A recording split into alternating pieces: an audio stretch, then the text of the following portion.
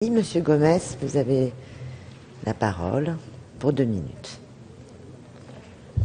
Madame la Présidente, merci. Monsieur le Ministre, mes chers collègues, je souhaiterais intervenir en ce qui concerne les emplois d'avenir. Vous savez, Monsieur le Ministre, lors de la séance du 12 septembre dernier, j'avais déjà dit quelques mots en mon nom, mais également au nom des députés polynésiens, en tant que représentant des collectivités du Pacifique, pour faire en sorte que ces emplois d'avenir puissent être applicables à nos territoires. Alors certes, nous sommes dans un dispositif particulier, puisque nous disposons de compétences propres en matière de droit du travail, qu'en ce qui concerne la Nouvelle-Calédonie, le régime juridique dit accord de Nouméa, qui est un accord d'émancipation et de décolonisation au sein de la République, a été constitutionnalisé, et que bien évidemment, dans la loi, le dispositif ne pouvait pas stricto sensu nous être étendu.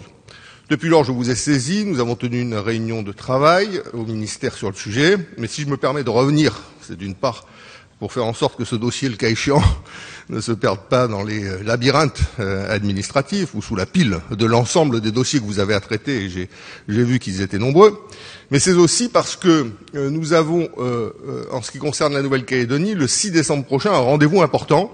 C'est le comité de suivi de l'accord de Nouméa. Ça se passe une fois par an. L'ensemble des partis politiques et l'État se réunissent à Paris et ça se passe sous la présidence du Premier ministre. Et bien évidemment, si à ce moment-là, nous pouvions acter le fait que ce dispositif soit mis en œuvre en ce qui concerne notre pays, ce serait une excellente chose. Ça contribuerait au rééquilibrage au profit de la jeunesse calédonienne qui, comme l'ensemble de la jeunesse française et d'outre-mer, a besoin de dispositifs adaptés pour s'insérer et trouver sa place dans notre société. Je vous remercie. Monsieur le Ministre. Merci Madame la Présidente.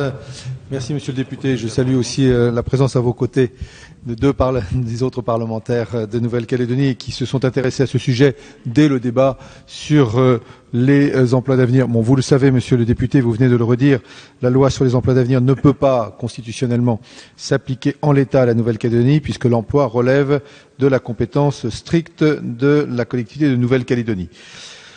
Lors des débats sur le projet de loi, je vous avais indiqué, vous l'avez rappelé aussi très gentiment, que nous pouvions lancer un travail sur les modalités de transposition par le Congrès de la loi en Nouvelle-Calédonie.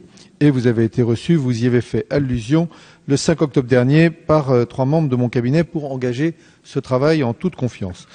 En Nouvelle-Calédonie, les provinces ont déjà leur propre programme pour l'emploi des jeunes. Je ne peux qu'encourager, bien sûr, la Nouvelle-Calédonie à adopter un dispositif qui se rapproche des emplois d'avenir, notamment en termes de ciblage sur les jeunes les plus éloignés de l'emploi et qui sont malheureusement extrêmement nombreux en Nouvelle-Calédonie. Des politiques partenariales sont au demeurant mises en place dans le cadre des contrats de développement entre l'État et la Nouvelle-Calédonie. Il y a un précédent qui a été conclu pour 2011-2015. Le prochain comité des signataires de l'accord de Nouméa se tiendra, vous avez cité cette date à juste raison, le 6 décembre prochain à Matignon. Ce jour-là sera notamment abordée la thématique de l'emploi et c'est dans ce cadre que devront être concrètement étudiées les possibilités d'accompagnement par l'État de la Nouvelle-Calédonie dans sa volonté de mettre en œuvre un dispositif similaire en faveur de l'emploi des jeunes.